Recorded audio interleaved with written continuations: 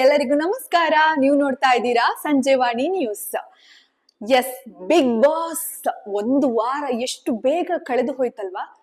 ಕ್ಷಣಾರ್ಧದಲ್ಲಿ big Boss ಒಂದು ವಾರ ಕೂಡ ಆಗೋಯ್ತು ಅಂತ ಅನ್ಸುತ್ತೆ. ವಾರದ ಕೊನೆಯ ಹಂತ ಬರ್ಬೇಕಾದ್ರೆ ಯಾರಪ್ಪ ಈ ಒಂದು ಬಿಗ್ ಬಾಸ್ ಮನೆಯಿಂದ ಮೊದಲ ಬಾರಿಗೆ ಔಟ್ ಆಗ್ತಾರೆ ಅಂತ ಎಲ್ಲರಿಗೂ ಮೂಡುವಂತಹ ಪ್ರಶ್ನೆ. ಕಳೆದ ಸಂಚಿಕೆಯಲ್ಲಿ ಏನಾಯ್ತು ಎಲ್ಲವನ್ನ ಕೂಡ ಈ ಒಂದು ವಿಡಿಯೋದಲ್ಲಿ ನಿಮ್ಗೆ ಸಂಪೂರ್ಣವಾಗಿ ತಿಳಿಸ್ತಾ ಹೋಗ್ತೀನಿ. ಕಂಪ್ಲೀಟ್ ಆಗಿ ಈ ಒಂದು ವಿಡಿಯೋವನ್ನ ವೀಕ್ಷಿಸಿ. ಹೌದು, ಶನಿವಾರ ಹಾಗೂ ಆದಿತ್ಯವಾರ ಬಿಗ್ ಬಾಸ್ ಒಂದು ವಾರ ಕಳೆದ ಬಳಿಕ ತುಂಬಾನೇ ಇಂಟ್ರೆಸ್ಟಿಂಗ್ ಆದ ದಿನ ಅಂತಾನೆ ಹೇಳ್ಬೋದು. ಹೌದು, ಕಿಚ್ಚನ ಒಂದು ಪಂಚಾಯತಿ ನಡೆಯುವಂತಹ ದಿನ ಶನಿವಾರ ಹಾಗೂ ಆದಿತ್ಯವಾರ. ಎಲ್ಲರೂ ಕೂಡ ನೋಡ್ತಾ ಇದೀವಿ ಯಾರಪ್ಪ ಈ ಸಲ ವಾರದಲ್ಲಿ ಕೊನೆಯಲ್ಲಿ ಯಾರೆಲ್ಲ ಮನೆಯಿಂದ ಔಟ್ ಆಗ್ತಾರೆ ಅಂತ. ಒಂದಿಷ್ಟು ಜನರ ಹೆಸರನ್ನ ನಾವು ಊಹೆ ಮಾಡಿದ್ವಿ, ಆದ್ರೆ ಅದೆಲ್ಲ ಕೂಡ ಉಲ್ಟಾ ಪಲ್ಟಾ ಆಗೋಯ್ತು. ಯಾಕಂತ ಹೇಳಿದ್ರೆ ಬಿಗ್ ಬಾಸ್ ಅಲ್ಲಿ ಯಮುನಾ ಶ್ರೀನಿಧಿ ಅವರು ಮನೆಯಿಂದ ಔಟ್ ಆಗ್ತಾರೆ. ಯಾರು ಕೂಡ ಊಹಿಸಿರ್ಲಿಲ್ಲ. ಯಾಕಂತ ಅಂದ್ರೆ ಯಮುನಾ ಅವರು ತುಂಬಾನೇ ಸ್ಟ್ರಾಂಗ್ ಆಗಿದ್ರು, ಮನೆಯಲ್ಲಿ ಯಾರನ್ನು ಕೂಡ ಮಾತಲ್ಲಿ ಬಿಟ್ಟು ಕೊಡ್ತಾ ಇರ್ಲಿಲ್ಲ ಅಂತಹ ಲೇಡಿ ಆಗಿದ್ರು. ಆದ್ರೆ ಇವರು ಮನೆಯಿಂದ ಹೊರ ನಡೆದಿರುವಂತದ್ದು ಖಂಡಿತವಾಗ್ಲೂ ಎಲ್ಲರಿಗೂ ಒಂಥರ ಶಾಕ್ ಅಂತಾನೆ ಹೇಳ್ಬಹುದು. ಹಾಗೆ ಕಿಚ್ಚ ಸುದೀಪ್ ಅವರು ವಾರದ ಕೊನೆಯ ಒಂದು ದಿನ 2 ದಿನ ಶೋವನ್ನ ನಡೆಸ್ಕೊಂಡು ಬರ್ಬೇಕಾದ್ರೆ ತುಂಬಾನೇ ಚೆನ್ನಾಗಿ ಕಾಣಿಸ್ತಾ ಇದ್ರು. ಇನ್ನೊಂದು ನೀವು ಗಮನಿಸಿರ್ಬೋದು, ಕಿಚ್ಚ ಸುದೀಪ್ ಅವರು 2 ದಿನ ಕೂಡ ವೇದಿಕೆಯ ಮೇಲೆ ಯಾವುದೇ ರೀತಿಯಾದಂತಹ ಚಪ್ಪಲಿಯನ್ನ ಧರಿಸಿರ್ಲಿಲ್ಲ ಅನ್ನುವಂಥದ್ದು. ಯಾಕೆ ಕಿಚ್ಚ ಸುದೀಪ್ ಅವರು ಈ ತರ ಬಂದ್ರು ವೇದಿಕೆಗೆ? ಯಾಕಂತ ಅಂದ್ರೆ ಈ ಸಲದ ಈ ಹಿಂದಿನ ಶೋಗಳಲ್ಲಿ ಅವರೇನು ಫುಲ್ ಶೂ ಧರಿಸ್ತಾ ಇದ್ರು. ಆದ್ರೆ ಈ ಒಂದು ವಾರದ ಕೊನೆಯಲ್ಲಿ ಈ ಸಲದಲ್ಲಿ ಅವರು ಯಾವುದೇ ರೀತಿಯಾದಂತಹ ಚಪ್ಪಲ್ ಧರಿಸಿರ್ಲಿಲ್ಲ ಅನ್ನುವಂಥದ್ದು. ಇದು ಯಾಕೆ ಅಂತ ಒಂದಿಷ್ಟು ಜನ ಪ್ರಶ್ನೆ ಕೂಡ ಮಾಡಿರುವಂತದ್ದು ನಾವು ನೋಡಿದೀವಿ ಸೋಷಿಯಲ್ ಮೀಡಿಯಾದಲ್ಲಿ. ಹಾಗೆ ಯಾಕೆ ಅನ್ನುವಂಥದ್ದು ಗೊತ್ತಿಲ್ಲ. ಯಾಕಂತಂದ್ರೆ ಒಂದು ಇರಬಹುದು, ನವರಾತ್ರಿ ಆಗಿರೋದ್ರಿಂದಾಗಿ ಆ ಒಂದು ಗೌರವ ಕೊಡೋದಿರ್ಬೋದು, ವೇದಿಕೆಗೆ ಗೌರವ ಕೊಡೋದು ಇರ್ಬೋದು, ಅಥವಾ ಹಬ್ಬ ಅಂತ ಅವರು ಆತರ ಬಂದ್ರೋ ಗೊತ್ತಿಲ್ಲ. ಸೊ ಹಾಗಾಗಿ ಇದೊಂಥರ ವಿಶೇಷ ಅಂತಾನೆ ಅನಿಸುತ್ತೆ. ಅದಾದ್ಮೇಲೆ ವಾರದ ಕೊನೆಯಲ್ಲಿ ಶನಿವಾರದ ಸಂಚಿಕೆಯಲ್ಲಿ ಕೂಡ ಒಂದಿಷ್ಟು ವಿಚಾರಗಳು ನಡೆಯಿತು. ಒಂದಿಷ್ಟು ಪ್ರಶ್ನೆಗಳನ್ನ ಕಿಚ್ಚ ಸುದೀಪ್ ಅವರು ಮನೆ ಮಂದಿಗೆ ಎಲ್ಲರಿಗೂ ಕೇಳಿದ್ರು. ಎಸ್ ಆರ್ ನೋ ಅನ್ನುವಂಥದ್ದು ಎಲ್ಲರೂ ಕೂಡ ಮಾತನಾಡಿದ್ರು. ಇದರ ಬಗ್ಗೆ ಕಾರಣ ಕೂಡ ಕೇಳಿದ್ರು. ಕೆಲವೊಂದು ಪ್ರಶ್ನೆಗಳನ್ನ ಕಿಚ್ಚ ಸುದೀಪ್ ಅವರು ಎಲ್ಲರಿಗೂ ಕೂಡ ಕೇಳಿರುವಂತದ್ದು. ಅದಾದ ಮೇಲೆ ಒಂದಿಷ್ಟು ಕಾಮಿಡಿ ಕೂಡ ನಡೆಯಿತು. ಧನರಾಜ್ ಅವರು ಅವ್ರ ಜೊತೆ ಮಾತನಾಡ್ತಿರ್ಬೇಕಾದ್ರೆ ನೀವು ಈ ವ್ಯಕ್ತಿನ ಯಾವ ಪ್ರಾಣಿಗೆ ಹೋಲಿಸ್ತೀರಾ ಅಂತ ಬಂದಾಗ ಎಲ್ಲರಿಗೂ ಕೂಡ ಧನರಾಜ್ ಅವರು ತುಂಬಾನೇ ಫನ್ನಿ ಆಗಿ ಎಲ್ಲರಿಗೂ ಕೂಡ ಒಂದೊಂದು ಪ್ರಾಣಿಯ ಹೆಸರನ್ನ ಹೇಳಿದ್ರು. ಇವರು ಈ ಪ್ರಾಣಿ ಅನ್ನುವಂಥದ್ದು. ಸೊ ಹೀಗಾಗಿ ಈ ಒಂದು ದಿನ ಕೂಡ ತುಂಬಾನೇ ಒಂಥರ ಕಾಮಿಡಿ ಆಗಿತ್ತು, ತುಂಬಾನೇ ಖುಷಿ ಆಗಿತ್ತು. ಎಲ್ರು ಕೂಡ ಅಡ್ಡ ಬಿದ್ದು ನಗಾಡ್ಬಿಟ್ರು, ಅಷ್ಟೊಂದು ಚೆನ್ನಾಗಿತ್ತು ಶನಿವಾರದ ಸಂಚಿಕೆ ಅನ್ನುವಂಥದ್ದು. ಅದಾದ್ಮೇಲೆ ಕೆಲವೊಬ್ಬರನ್ನ ಸೇಫ್ ಮಾಡ್ತಾ ಬಂದ್ರು ಕಿಚ್ಚ ಸುದೀಪ್ ಅವರು. ಹಾಗಾಗಿ ಒಂದಿಷ್ಟು ಸ್ಪರ್ಧಿಗಳಿಗೆ ಒಂಥರ ಖುಷಿ ಆಯ್ತು, ನಾನ್ ಸೇಫ್ ಆಗಿದ್ದೀನಿ ಈ ವಾರ, ಪರವಾಗಿಲ್ಲ ಅನ್ನುವಂಥದ್ದು.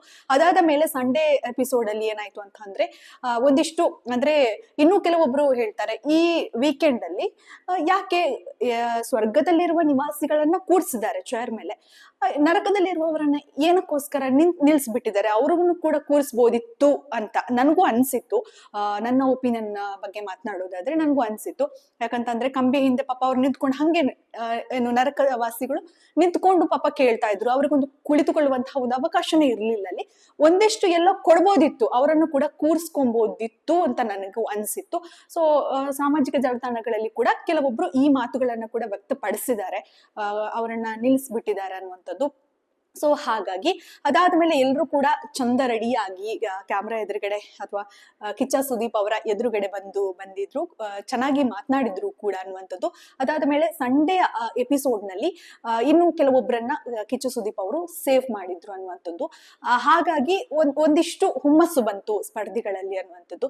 ಇನ್ನೂ ಕೆಲವೊಬ್ರು ನಿರೀಕ್ಷೆ ಏನಿತ್ತು ಅಂತ ಅಂದ್ರೆ, ವಾರದ ಈ ಮೊದಲ ವಾರ ಆಗಿರೋದ್ರಿಂದಾಗಿ ಯಾರನ್ನು ಕೂಡ ಒಂದು ಸೇಫ್ ಎಲ್ಲರೂ ಕೂಡ ಇರಬಹುದು ಮನೆಯಲ್ಲಿ, ಮೊದಲ ವಾರ ಆಗಿರೋದ್ರಿಂದಾಗಿ ಒಂದಿಷ್ಟು ಅವರಿಗೆ ಎಕ್ಸ್ಕ್ಯೂಸ್ ಇರಬಹುದು ಅನ್ನುವಂಥದ್ದು, ಯಾರನ್ನು ಮನೆಗೆ ಕಳಿಸ್ಲಿಕ್ಕೆ ಇಲ್ಲ ಅನ್ನುವಂಥ ಒಂದು ನಿರೀಕ್ಷೆ ಇತ್ತು. ಆದ್ರೆ ಅದೆಲ್ಲ ಕೂಡ ಉಲ್ಟಾ ಆಯ್ತು.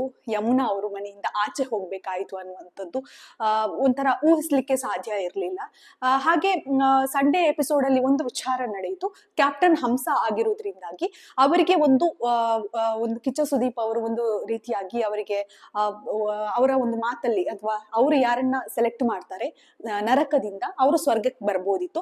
ಹಾಗೆ ಸ್ವರ್ಗದಿಂದ ಯಾರನ್ನ ಅವರು ನರಕಕ್ಕೆ ಕಳುಹಿಸ್ತಾರೆ ಅವರೇ ಆಯ್ಕೆ ಮಾಡ್ಬೇಕಿತ್ತು. ಸೊ ಹಾಗಾಗಿ ಹಂಸ ಅವರು ಸ್ವರ್ಗದಿಂದ ಲಾಯರ್ ಜಗದೀಶ್ ಅವರನ್ನ ನರಕಕ್ಕೆ ಕಳಿಸಿದ್ರು. ಸೊ ಹಾಗಾಗಿ ಅಲ್ಲಿಂದ ರಂಜಿತ್ ಅವರನ್ನ ಸ್ವರ್ಗಕ್ಕೆ ಕಳಿಸ್ಕೊಂಡು ಬಂದ್ರು ಅನ್ನುವಂಥದ್ದು. ಸೊ ಇದೊಂದು ಅವರಿಗೆ ಒಂದು ವಿಶೇಷವಾದಂತಹ ಅಧಿಕಾರವನ್ನ ಬಿಗ್ ಬಾಸ್ ಕೊಟ್ಟಿದ್ರು. ಯಾರಿಗೆ? ಹಂಸ ಅವರಿಗೆ. ಹೇಗೂ ಕ್ಯಾಪ್ಟನ್ ಅದಾದ್ಮೇಲೆ ಅವ್ರಿಗಿನ್ನು ಒಂದು 3ನೇ ವಾರಕ್ಕೆ ಕಾಲಿಡುವಂತಹ ಬಹುತೇಕ ಒಂದು ಪವರ್ ಇದೆ ಅವರಿಗೆ, ಹಂಸ ಅವರಿಗೆ. ಹಾಗಾಗಿ ಒಂದಿಷ್ಟು ಅವ್ರಿಗೆ ಏನು ಜಾಸ್ತಿಯಾಗಿ ಏನು ತಲೆ ಕೆಡಿಸ್ಕೋಬೇಕಾದಂತಹ ಅಗತ್ಯ ಕೂಡ ಇರಲ್ಲ, ಮನೆಯಲ್ಲಿ ಆರಾಮ್ಸೆ ಇರಬಹುದು ಅನ್ನುವಂಥದ್ದು. ಸೊ ಹೀಗಾಗಿ ಹಂಸ ಅವರು ಒಂದಿಷ್ಟು ಶನಿವಾರ ಒಂದಿಷ್ಟು ಕ್ಯಾಮ್ರಾ ಎದುರುಗಡೆ ಬಂದು ಅತ್ರು ಕೂಡ ನನಗೆ ತುಂಬಾನೇ ಬೇಜಾರಾಗ್ತಾ ಇದೆ, ನಾನು ಈ ಒಂದು ಕ್ಯಾಪ್ಟನ್ ಅನ್ನುವಂತಹ ಅಧಿಕಾರವನ್ನ ಸರಿಯಾಗಿ ಬಳಸ್ಕೊಳ್ಳಕ್ಕೆ ಸಾಧ್ಯ ಆಗ್ಲಿಕ್ಕಿಲ್ಲ, ನನ್ಗೆ ಇದ್ರ ಬಗ್ಗೆ ಅಷ್ಟು ಗೊತ್ತಾಗಲ್ಲ ಅಂತ ಕಣ್ಣೀರು ಕೂಡ ಹಾಕಿದ್ರು ಕ್ಯಾಮ್ರಾ ಎದುರುಗಡೆ ಬಂದ್ಬಿಟ್ಟು. ಸೊ ಹಾಗಾಗಿ ಇದು ಕೂಡ ಒಂದಿಷ್ಟು ಘಟನೆ ನಡೆಯಿತು ಅನ್ನುವಂಥದ್ದು. ಲಾಯರ್ ಜಗದೀಶ್ ಅವರು ಯಾರ ಜೊತೆ, ಹಂಸ ಅವ್ರ ಜೊತೆ ಒಂದಿಷ್ಟು ಚೆನ್ನಾಗೇ ಇದ್ರು. ಅವಳು ತುಂಬಾನೇ ಸ್ಟ್ರಾಂಗ್ ಆಗಿದ್ದಾಳೆ ಅಂತ ಮೊದ್ಲಿಂದನೇ ಹೇಳ್ಕೊಂಡ್ಬಂದ್ರು. ಆದ್ರೆ ಹಂಸ ಅವರೇ ಕೊನೆಯದಾಗಿ ಸ್ವರ್ಗದಿಂದ ನರಕಕ್ಕೆ ಲಾಯರ್ ಜಗದೀಶ್ ಅವರನ್ನ ಕಳುಹಿಸಿಕೊಟ್ರು ಅನ್ನುವಂಥದ್ದು. ಸೊ ಹೀಗಾಗಿ ಇನ್ನು ನರಕದಲ್ಲಿ ಹೇಗೆ ಲಾಯರ್ ಜಗದೀಶ್ ಅವರು ಆಟ ಆಡ್ತಾರೆ, ಜೊತೆಗೆ ಅವರು ಅಲ್ಲಿ ಯಾವ ತರ ಹೊಂದ್ಕೊಳ್ತಾರೆ, ಅಲ್ಲಿರುವ ಸ್ಪರ್ಧಿಗಳ ಜೊತೆ ಹೇಗ್ ಮಾತಾಡ್ತಾರೆ ಅನ್ನುವಂಥದ್ದು ಖಂಡಿತವಾಗ್ಲೂ ಗೊತ್ತಾಗ್ಬೇಕು. ಯಾಕಂತಂದ್ರೆ ಅವರು ಈ ಹಿಂದೆ 2 ಕಡೆ ಕೂಡ ಮ್ಯಾನೇಜ್ ಮಾಡ್ತಾ ಇದ್ರು, ನಾನ್ ಹಿಂಗೆ ಇರೋದು ಅನ್ನುವಂಥದ್ದು, ಒಂದಿಷ್ಟು ಜಗಳ ಕೂಡ ಆಡ್ತಾ ಇದ್ರು ಅನ್ನುವಂಥದ್ದು. ಇವಾಗ ನರಕಕ್ಕೆ ಹೋಗ್ಬಿಟ್ಟಿದ್ದಾರೆ. ಸೊ ನರಕದಲ್ಲಿ ಅವರ ಒಂದು ಪಯಣ ಹೇಗಿರುತ್ತೆ ಗೊತ್ತಿಲ್ಲ.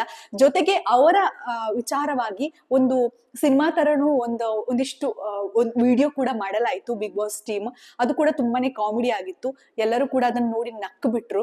ಸ್ವತಃ ಕಿಚ್ಚ ಸುದೀಪ್ ಅವರೇ ಆ ಒಂದು ವಿಜುವಲ್ ಅಲ್ಲೆಲ್ಲ ನೋಡ್ಬಿಟ್ಟು ಸಿಕ್ಕಾಪಟ್ಟೆ ನಕ್ರು. ಯಾಕಂದ್ರೆ ಅಷ್ಟೊಂದು ಫನ್ನಿ ಆಗಿತ್ತು.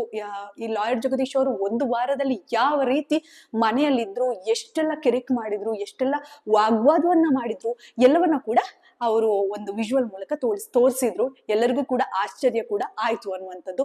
ಸೊ ಇದೀಗ ಯಮುನಾ ಅವರು ಮನೆಯಿಂದ ಆಚೆ ಹೋಗಿದ್ದಾರೆ. ನಿರೀಕ್ಷೆ ಮಾಡಿರ್ಲಿಲ್ಲ. ಯಾಕಂತಂದ್ರೆ ಕೊನೆಯದಾಗಿ ಚೈತ್ರ ಕುಂದಾಪುರ, ಹಂಸ, ಯಮುನಾ ಶ್ರೀನಿಧಿ ಅವರು 3 ಜನ ಇದ್ದಿದ್ದು.